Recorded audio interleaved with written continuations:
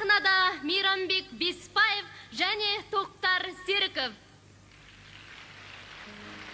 Жан анам.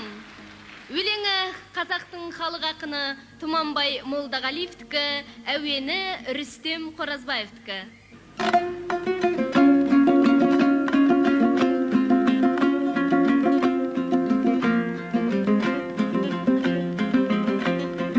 Өз балаңнан артық бала бар мана, мәз боласың, шәрай қалсың шаруаңа. Теңізді де кешіп өтіп жетпей ме, жан ботасың